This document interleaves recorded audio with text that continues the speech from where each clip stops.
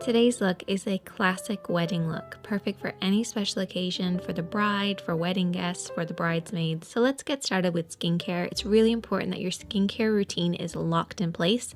Don't do anything dramatically different. Don't change up any products. Just use what you always use. Apply your moisturizer, make sure it has no SPF, your eye cream, your lip balm. Prep your skin in the same way that you always do and allow that to settle on the skin before you start your makeup.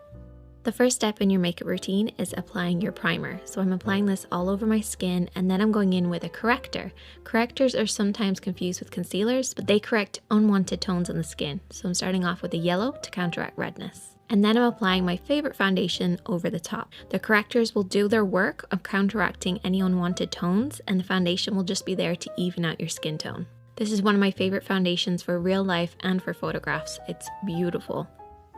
And this concealer is one of my favorites to go along with it. It's a creamy, gorgeous texture, full coverage. Hands down, one of my favorite concealers I've ever used. And I like to go in with a damp sponge to work off any excess and really blend it into the skin. And then I set everything in place with my L'Oreal True Match Mineral Foundation. This is amazing for setting your makeup. It gives you more coverage and it will help your makeup last longer.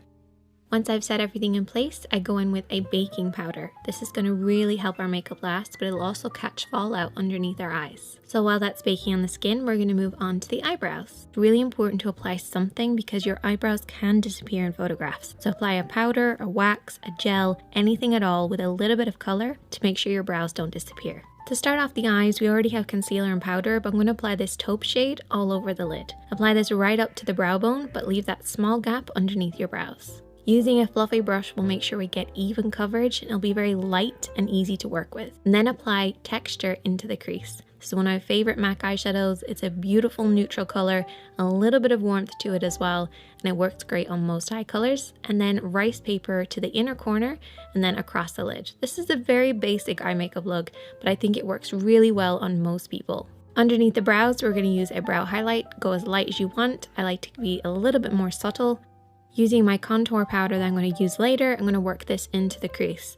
Using things that you're going to use in the rest of your face, like your blush and your contour, will bring the entire look together. My favorite step is this one. Use a flat brush and a black eyeshadow and apply this right at the lash line.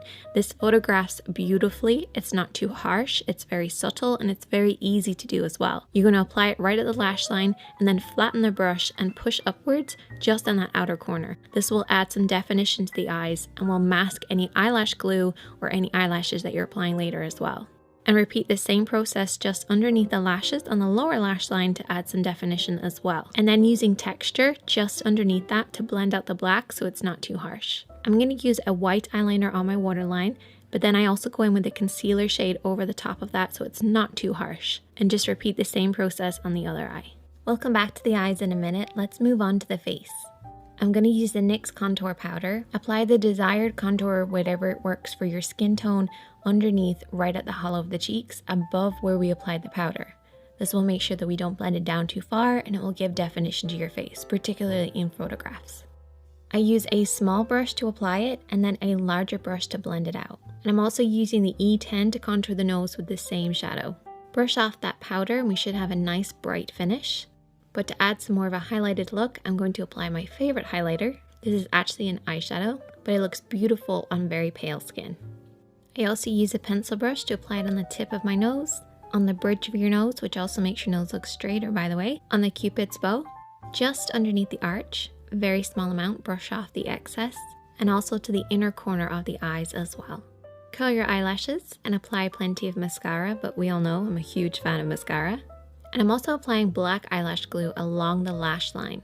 And then I'm going to go in with my eyelashes. This will make sure the eyelashes only stick where you want them to stick. If you're not very good at doing eyeliner, I would use a clear one instead of using a black, because the black glue is a little bit tricky to work with unless you're used to it. But the black glue does add more definition to the eyes.